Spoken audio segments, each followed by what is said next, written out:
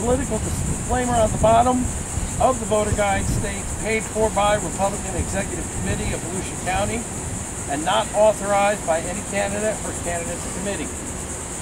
Although the voter guide was paid for and produced by the committee, there was knowledge and agreement with Mr. Ledbetter, the principal offender, by the above-mentioned candidates, and their names would be prominent.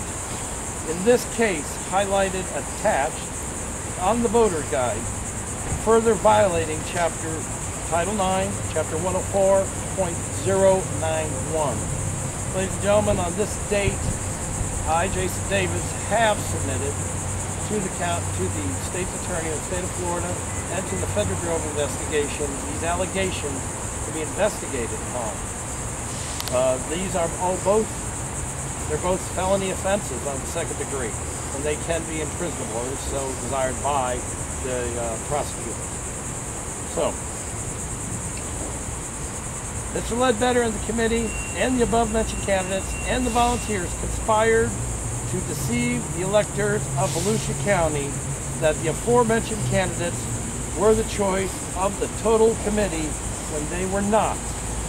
And Mr. Ledbetter continues to independently pursue the election of two of the above candidates through email. So, that is what has been filed today with the state attorney and also been filed with the FBI. The filing with the Florida Department of Law Enforcement is en route through the mail, and the Florida Department of Election is en route through the mail.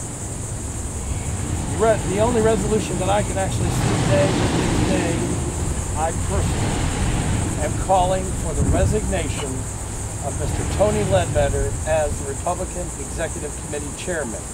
And I am also calling for the three candidates, Mr. Kelly, Miss Ford, and Mr. Hearing, to please remove yourself from the voting list, remove yourself from candidacy, so that we can actually have a fair and unbiased voting season, as guaranteed by the Constitution of the United States. So that is all I have. Are there any questions?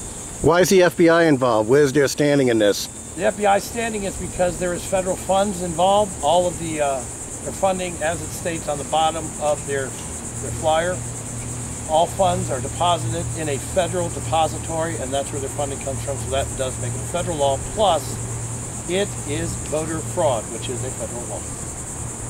Any other questions? Why do you believe these people would do that? Obviously, they've been in the political realm for a while. Wouldn't they know it's illegal? Why would they do this? Well, you know, there's a lot of people that are in the political realm that do a lot of illegal things all the time. You know, I won't go into the laundry list if we can, because that makes it a partisan thing.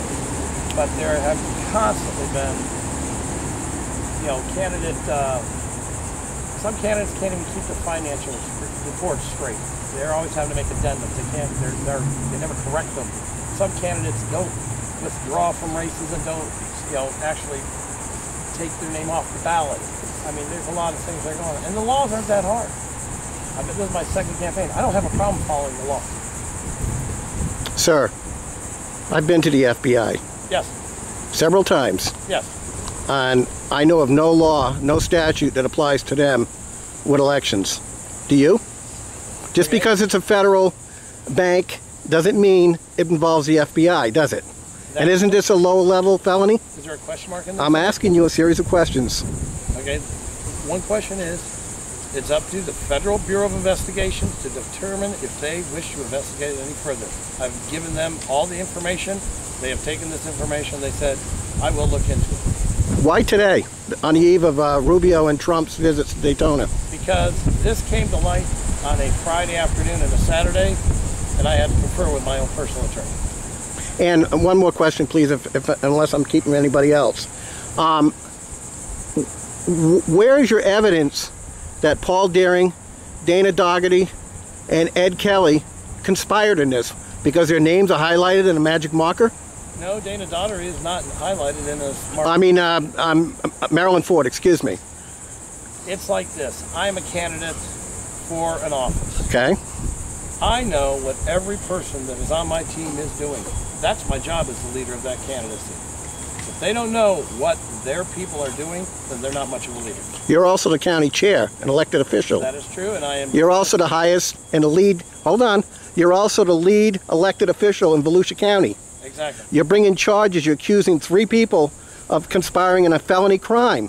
Where's your evidence that these 3 conspired just because their name is highlighted by a magic marker? I've already answered that question. No, you said you brought a complaint. Where's your evidence? They have the evidence. Are you going to provide it to us? They have their evidence. It is up to the investigation. Once again, I'll re-answer the question the same way.